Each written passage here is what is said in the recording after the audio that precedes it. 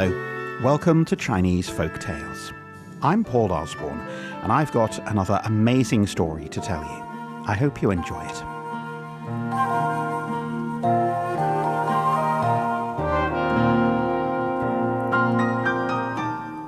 All the best stories have something to teach us, and this story is all about being clever.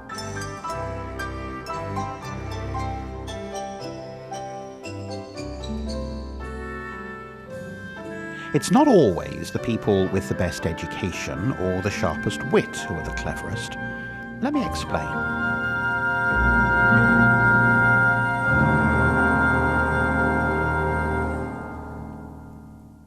Once upon a time, in a town not so very far away from where you are right now, there were 3 daughters.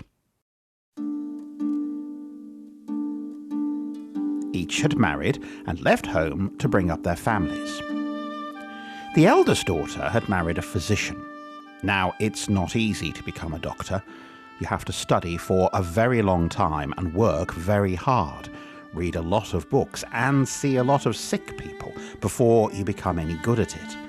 For that reason, many people say doctors are very clever, and they'd be right. Her parents were very happy. Her mother said, "How lucky she is to marry a doctor. They shall have a fine house and their children will all be healthy and well educated. And when we get old, they'll be able to look after us well."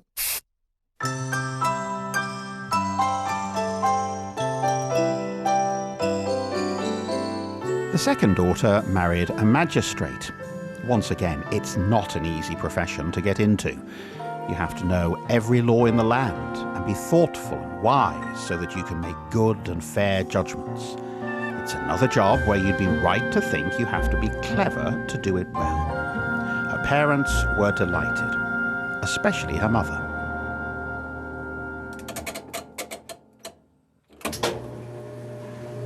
What luck! What luck to get a magistrate as a husband. Their children shall be tall and strong and be very well behaved. Her family shall want for nothing, and when we get old, they shall also look after us well. The third daughter had watched her sisters marry, and soon enough it became time for her to choose a husband. Of all the sisters, she was the cleverest, and she was also very choosy indeed. She wanted to make the right choice so that she would be happy in her marriage. She thought long and hard, weighing up all the choices. Finally, she declared that she was going to marry a farmer. Now, a farming life is hard. There's no certainty you'll get rich, although sometimes it does happen. There are many reasons why people become farmers. Some like to look after animals and live off the land. Others want to grow tasty things for people to eat, while still others do it because they know they will never have to rely on anyone else in life. The third daughter wasn't worried about money. She wanted to marry someone she could talk to and share her life with, both the good times and the bad. But her parents were not convinced. "Foolish girl," said her mother. "What choice is that? You'll live to regret your decision, mark our words." But the youngest girl took no notice of what they said.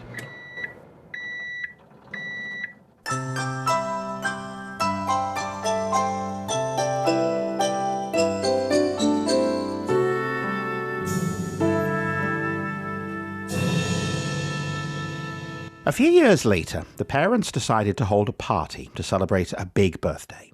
The whole family was invited, including the 3 daughters and their 3 husbands. It was a grand sight to behold. The whole village turned out to watch the grand parade of guests. The doctor and his wife arrived on fine horses. The magistrate and his wife in a fine golden carriage. The farmer and his wife turned up in a cart pulled by a donkey. The other sisters and their husbands laughed at them, but she still didn't care.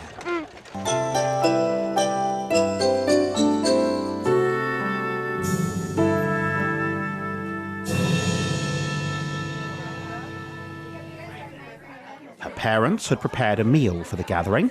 Everyone ate until their bellies were fat. Then the oldest son-in-law, the doctor, thought it would be fun to embarrass the farmer, who he knew hadn't attended school. "I've got an idea," he said. "Why don't we play a game?" The doctor's wife, her sister and her husband all agreed it was a fine idea. "Each one of us must invent a verse. It's got to rhyme and make sense. The lines of the rhyme must begin like this: in the sky, on the earth, at the table, in the room," he said, then adding, "and whoever cannot do so will have to bray like a stupid donkey as a punishment." But the youngest daughter and her farmer husband could see what the others were trying to do. "You are all too clever for me. I cannot match you for education and wit. I have a farm to run, and cows to milk, sheep to feed, and pigsties to clean out. You will excuse me if I sit this one out and go home." And he stood to thank the parents and leave the party. The others protested loudly and said that he should stay, and reluctantly he did so, though he knew they all wanted to humiliate him.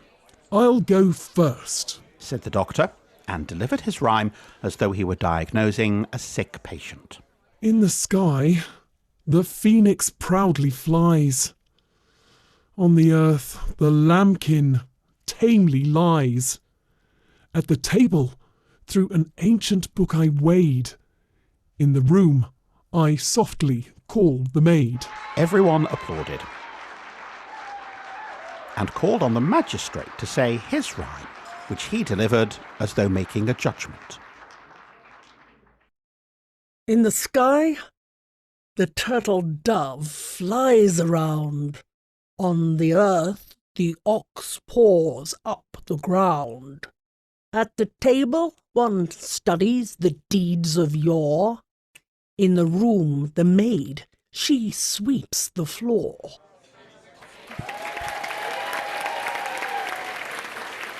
Again they all applauded and eventually turned to the farmer, who stood slowly and shrugged his shoulders. He looked so sad and humiliated.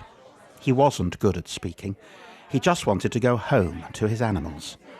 He looked at his wife, who smiled and encouraged him to speak. "This is my verse," he said, which he delivered with difficulty, as slow as one of his oxen ploughing a field. "In the sky flies a leaden bullet. On the earth stalks a tiger beast. On the table lies a pair of scissors. In the room I call the stable boy." No one clapped. They all looked at each other in confusion. The doctor and the magistrate then started laughing and pointing to the farmer.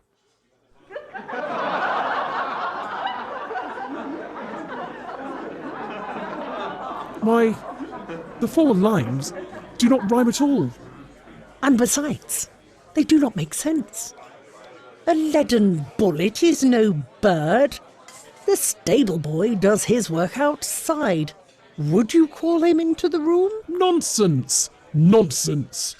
You must bray like a donkey in front of us all." His wife jumped up in his defence.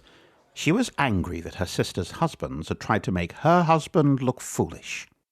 Listen to you. You all think you're so clever, but none of you have truly understood my husband's clever rhyme. Allow me to explain to all you clever people. There was silence as she spoke. In the sky, our leaden bullet will shoot your phoenix and your turtle dove. On the earth, our tiger beast will devour your sheep and your ox. On the table, our pair of scissors will cut up your old books. And finally, in the room, well, the stable boy can marry your maid. The oldest son-in-law looked sheepish and eventually said, "Well, now that you've explained it, I rather think you're right." The second eldest son-in-law said, "I judge it to be a very wise rhyme indeed. Your husband is indeed the winner.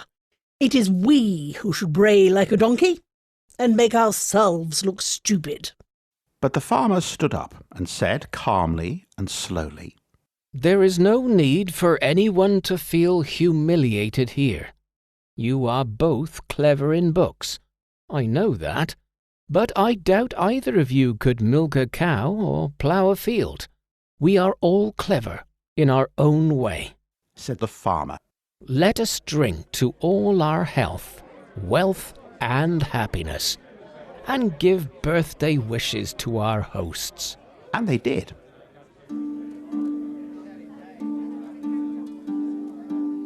Oh, by the way, in years to come, it was the farmer who looked after the parents the best, ensuring they were always well fed, both dressed in the finest woolen cloth, and always had a roof over their heads. And that's my story. You see, we all have different talents. Some get their knowledge from books, some from experience. There are lots of ways of being clever. I hope you enjoyed the story as much as I've enjoyed telling it to you. See you then. Bye-bye. Next time, we'll hear how the truth will come out in the end if you just wait long enough.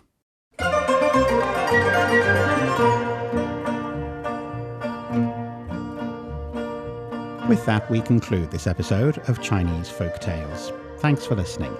If you're interested in hearing more about Chinese folk tales, follow us on your favourite podcast platforms. We'll see you next time. Bye for now.